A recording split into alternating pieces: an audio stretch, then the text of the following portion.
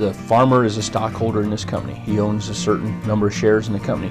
They got one shot to make a living this year, and so they're looking for that water to be there when they want it.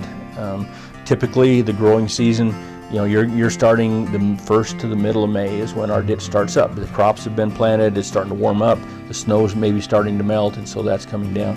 And then we'll finish up in September with the crops, and then there'll be some October irrigation of pasture, hay, wheat that's been planted in the fall. So if our ditch does not provide them water, you just go to the dry land a few more miles east and you can see what you have, and that's why this is such a fruitful, economically sound area, is because the water is there, and the ditch companies, not just ours, there's several ditch companies that provide that for the farms. This is what we do. Since 1870, our ditch company and others in the area have been providing water for farms. We are approximately 30 miles from the foothills. The water came from up in the mountains, and so the whole process is to get water to this point so we can make delivery to the farms. This water is being used to grow beets, carrots, pinto beans, corn, hay, lettuce, cabbage, onions. If you look at your plate tonight, you look down, everything that was grown there was grown with water. So this is all not just providing the whole community, it's providing a way for these folks to make a living. They feed their families, the money is put back into the local economy. Basically our canal begins partway between Timnath and Windsor. So we're coming off the Poudre River in that area, and it basically extends through Windsor and across 392. We cross 392 all the way out to Cornish on the dry land. We hit the dry land out there. So we're irrigating about 32,000 acres. Basically we irrigate nearly everything from the Highway 392 down to the river. So there's a couple of small ditches in that area, and so if you're driving north and east of Greeley, you're crossing our irrigation ground. There's about 320 farmers that own stock in our company.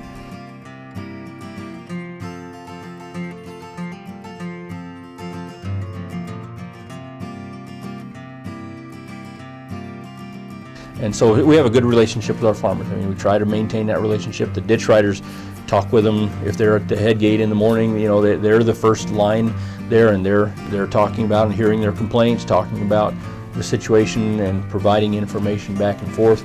The ditch office here, we interact with the farmers throughout the summer because they're calling in and changing their water order, increasing it, shutting it off, finding out how much water they have left. Information is a big thing, and they look to us for advice. What do you think is going to happen? How long do you think we're going to go? And we try to set, you have to make that water last from the beginning to the end.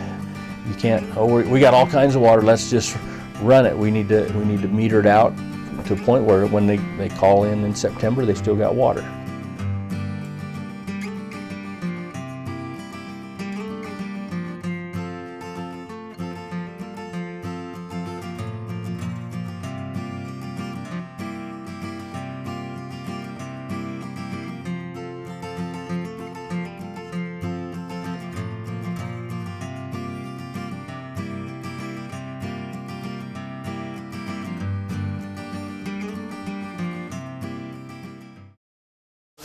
You get down to this point, we're almost the end of our system here.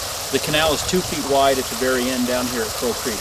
So from the point where we begin, we fill that with water, and we get down here and we've distributed all of the water with very little loss. And so one of the things that you get is that's a waste of water. Well, we measured in, and as we were standing over at the weir there, we measured out, and nothing is wasted in that point. So I like people to know that it is an efficient system, and it's totally taking use of that water and putting it to beneficial use.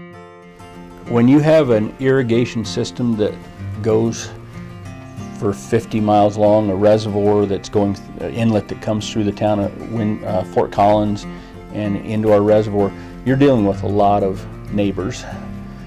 One of the things we do is, you're dealing with developments that are coming into the area. They want to cross your ditch with water lines and bridges and phone lines and all those. So you're dealing with that to maintain your access. State law requires a ditch company to maintain the ditch in good working order, reasonable maintenance.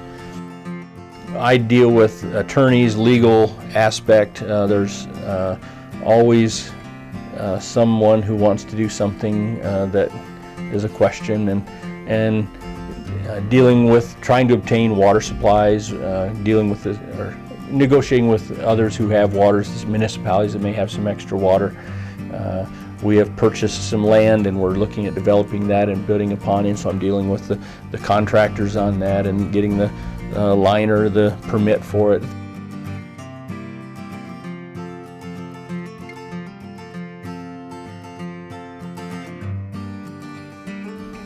It's still mostly ag, about 95% ag. There are some municipalities who own some water. There are a few oil and gas, commercial, that are using they bought the farms to put oil facilities on. They're not using the water for that purpose, but they bought the farm and they get the water, and so that water right now is not being used for oil and gas purposes. It would have to go through a change case in order to do that. But so nearly all of our system, about 95%, is owned and used in ag at this point.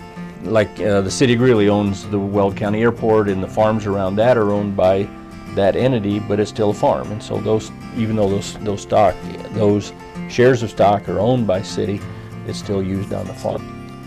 I'm on boards, other boards. I'm on the Cache la Poudre Water Users Association board. I'm on the Northern Colorado board, Northern Colorado Water Conservancy District. I'm on the Poudre runs through it.